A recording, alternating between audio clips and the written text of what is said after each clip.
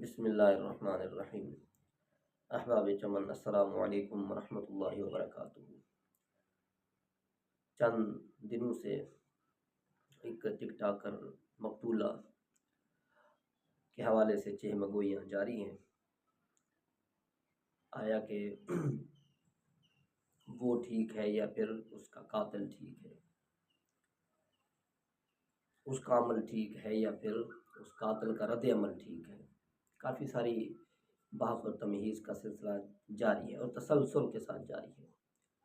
ایسے بھی ہم نے مناسب سمجھا کہ شرعی نقطہ نظر سے اسے واضح کیا جائے کہ آیا شرع شریف اس حوالے سے کیا حکم رکھتی ہے۔ تو یہ ذہن نشین کر لیں، اولا تو جس طرح اس قاتل کا رد عمل ممنوع ہے شرع کے اندر، ویسے ہی اس مقتولہ لڑکی کا عمل بھی شرع شریف گرفت میں لیتی ہے۔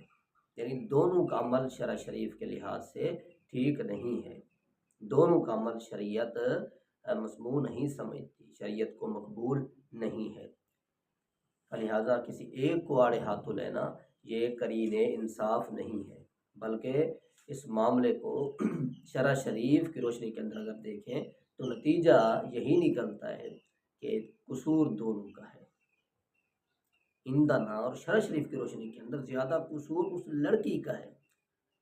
جب شرع نے اسے گھر بیٹھنے کی اجازت دی ہے، شرع شریف نے اسے پردے کی اجازت دی ہے، شرع نے اسے چار دیواری کا تقدس بحال رکھنے کی اجازت دی ہے، حکم دیا ہے، تو وہ کون ہوتی ہے شرع شریف کی حدود پھیلانے والی؟ وہ کون ہوتی ہے اس طرح کے معاملات کرنے والی؟ انہی کو میں مقدمات بھی کہا کرتا ہوں کہ اولا ہم مقدمات کو نہیں دیکھتے، مقدمات کی حفاظت نہیں کرتے، ہاں جی، بعد میں جب پانی سر سے اوپر ہو جائے یا اس طرح کا رد عمل آ جائے قتل وغیرہ والا، تو پھر ہم جذباتی بھی بن جاتے ہیں، بڑے غیرت مند بھی بن جاتے ہیں۔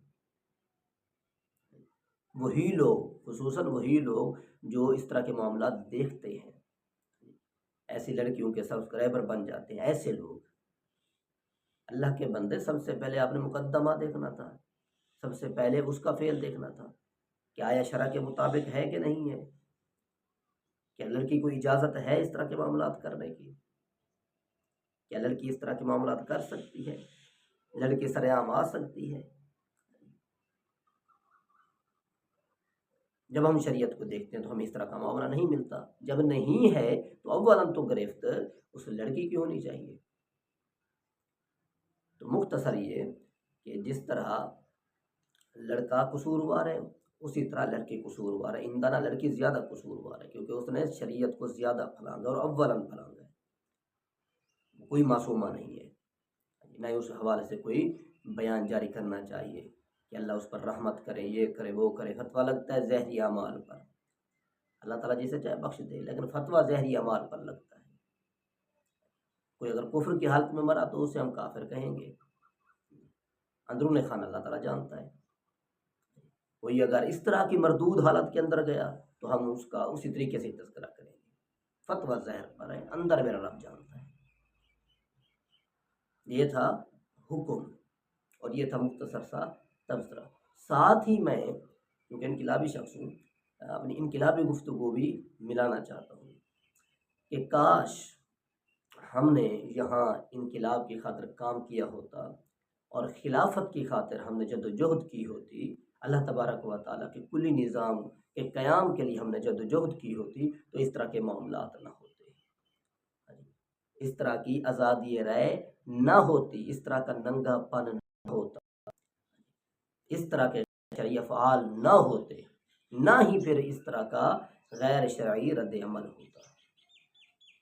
جب حیا باختہ خواتین ہی نہ ہوتی تو یہ قاتل کہاں سے آتے، یہ بدبخت کہاں سے نکلتے؟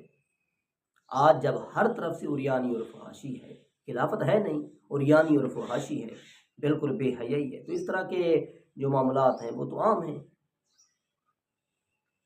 یہ بس سر عام آ گیا تو زیادہ عام ہو گیا، اس طرح کے تو سینکڑوں معاملات روز ہو رہے ہیں، روز اس طرح کا کوئی نہ کوئی معاملہ ہو جاتا ہے۔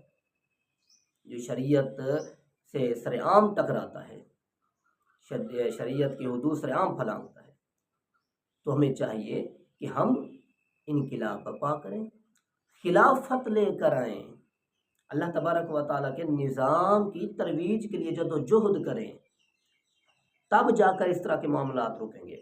وگرنہ آپ لاکھ فرنگی قوانین چلا دیں، لاکھ فرنگی قوانین اپنا لیں، لاکھ ان کا نفاذ کر لیں، اس طرح کے معاملات ختم ہونے والے نہیں ہیں، کیونکہ جن کے قوانین ہم چلا رہے ہیں، اس طرح کے معاملات، اس طرح کی تہذیب ہمیں وہاں سے ملی ہے، انہی کی مرہون منت ہے، پھر ان کے قوانین چلا کر ہم ان سے کیسے بچ سکتے ہیں؟ تو نتیجہ خلافت کی صورت کے اندر نکلتا ہے۔ جب خلافت آئے گی تو اس طرح کے معاملات ختم ہوں گے، جب اسلام آئے گا تو اس طرح کے معاملات ختم ہوں گے۔ جب اقامت دین کا تصور صحیح طور پر اجاگر ہوگا، تبھی جا کر اس طرح کی غیر شرعی آزادی جو ہے وہ ختم ہوگی، اس کا سدباب ہوگا۔ تو اللہ تبارک و تعالی ہم سب کو قرین انصاف گفتگو کرنے کی توفیق عطا فرمائے، قرین انصاف چلنے کی توفیق عطا فرمائے، اور شرع محمدی صلی اللہ علیہ وسلم پر کامل کاربند رہنے کی توفیق عطا فرمائے۔ آمین وآخر دعوانا الحمدللہ رب العالمین۔